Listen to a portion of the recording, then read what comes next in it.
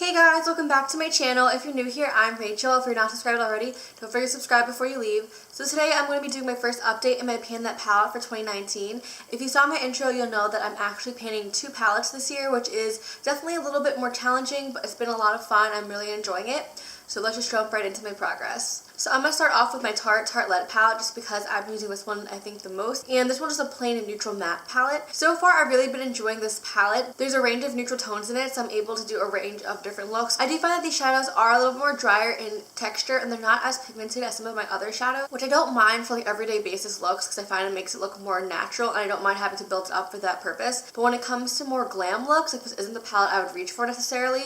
Also, I am finding that it is a little more difficult to blend. I'm not sure if the formula has gone a little bit bad because it has been a few years since I've used regularly, or if I've just tried better eyeshadows since then.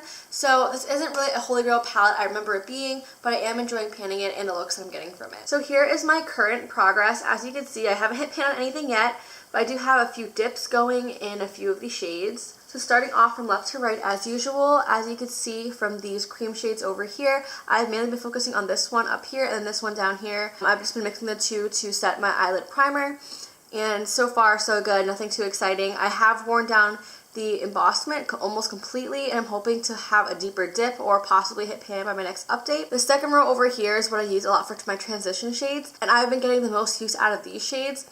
So starting from top to bottom, this one up here is more of a peachy shade, the Force of Nature. I didn't think I originally was going to use up that much of that because I didn't like peachy shades in the beginning, but I've really been enjoying it. When it comes to this one here, which is a more cool tone, plummy kind of a shade, mauve shade, what is this one called? I think it's Natural Beauty, I think.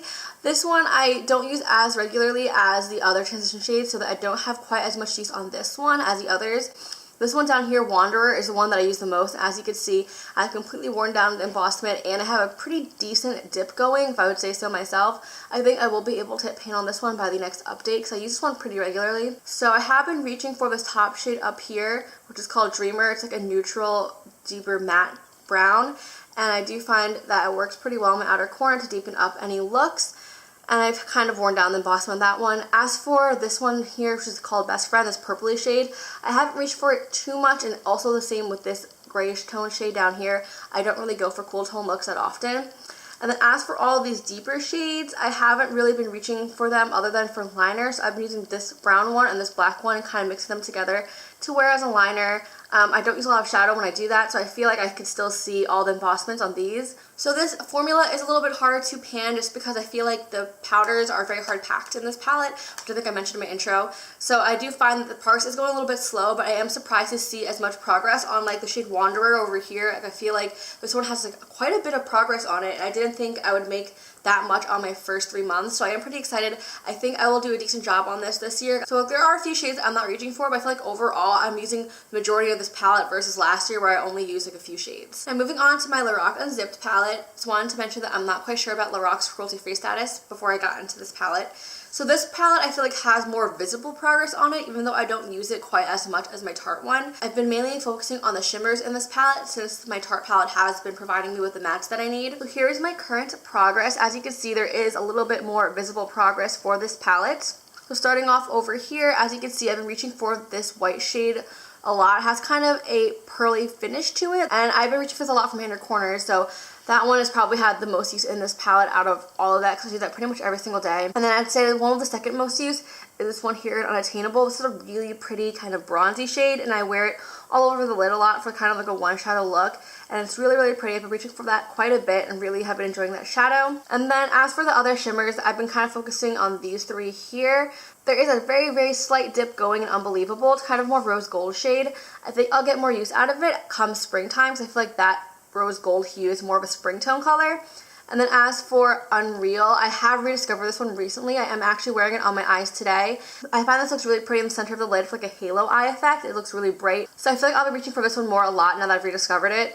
This yellow gold shade here at Undiscovered, is that what it's called? Yeah, I'm trying to read it backwards in my mirror. But this shade right here is more of a yellow gold, and honestly, I don't reach for shades like that often, so I feel like I won't be making a lot of progress on this one. And then this one down here at Uncensored is more of a darker bronze shimmer, and I do reach for this one a decent amount when I go out at night and stuff. I will reach for this one all over my lid, but I don't reach for it quite as much as this bronze up here. And as for this corner of the palette, I honestly haven't been reaching for it that much, as these three here are matte, so I haven't been reaching for them that often. Sometimes I'll reach for this one down here to kind of deepen up my crease, but not that often.